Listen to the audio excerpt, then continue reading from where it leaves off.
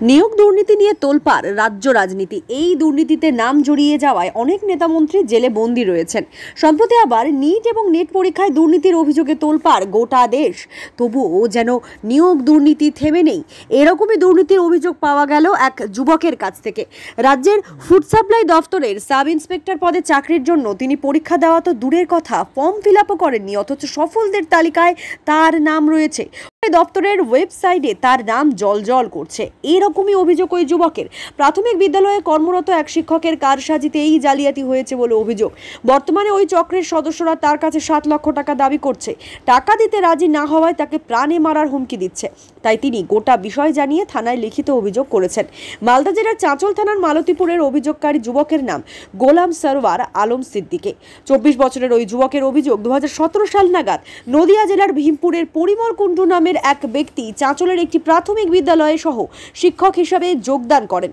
পরবর্তীতে ওই শিক্ষকের সঙ্গে যুবকের পরিচয় হয়। সেই সময় শিক্ষক পরিমল কুণ্ডু তাকে প্রলোভন দেন 2018 সালে ফুড সাপ্লাই ইন্সপেক্টর পদে তার চাকরি করে দেবে, আর চাকরি হওয়ার পর 7 লক্ষ টাকা দিতে হবে। ওই শিক্ষক নিজেও এইভাবে টাকার বিনিময়ে চাকরি পেয়েছেন এবং আরও অনেককেই চাকরি করে দিয়েছেন বলে যুবককে জানান।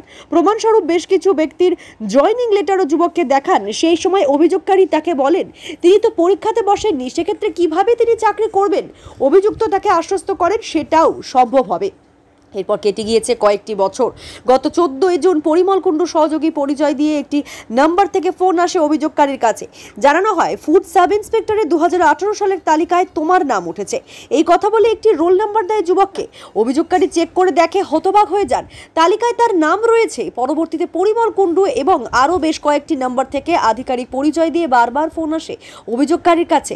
তার কাছে টাকার দাবি করা হয়। তিনি অবৈধ উপায়ে টাকার বিনিময়ে চাকরি করতে অস্বীকার করলে যুবক অকথ্য ভাষায় গালিগালাজ এবং হুমকি দেওয়া হয় বলে অভিযোগ।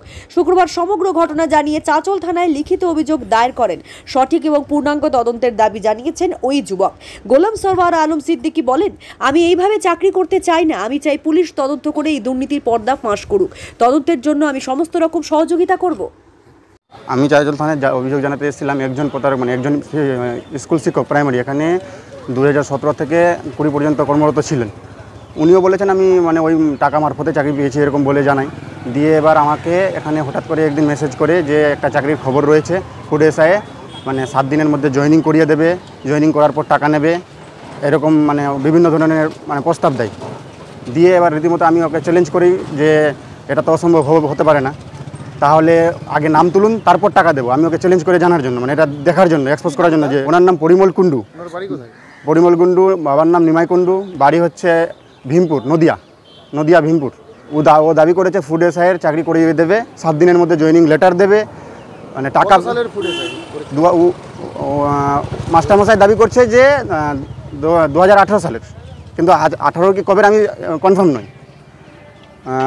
পিএসসির ওয়েবসাইটে রীতিমতো উনি নামও তুলে দেয় গত 14 তারিখে। গত 14 তারিখে নাম তুলে দেওয়ার পর আমি দেখে তো একদম চক্ষুচরক, হঠাৎ করে দেখে চক্ষুচরক হয়ে গেছি। দেখি আমি কোনোদিন আজ পর্যন্ত ফুড এসআইয়ের কোনোদিন ফর্ম ফিল আপ করিনি আমার লাইফে। ও হঠাৎ করে পিএসসির ওয়েবসাইটে আমি ওকে যখন আমি ইচ্ছা করে আবার ওকে একটু ধমক দিয়ে বলি যে এটা তো ফেক ওয়েবসাইট, আর কিছু বলছে প্রমাণ করে দেখা এটা ফেক ওয়েবসাইট, যেখানে খুশি সেখানে করে নে, ভেরিফাই করে নে, জয়েনিং লেটার যাবে, জয়েনিং লেটার গিয়ে ভেরিফাই করে নিতে পারিস, গিয়ে জয়েনিং হবি, বেতন পাবি, সব কিছু রীতিমতো।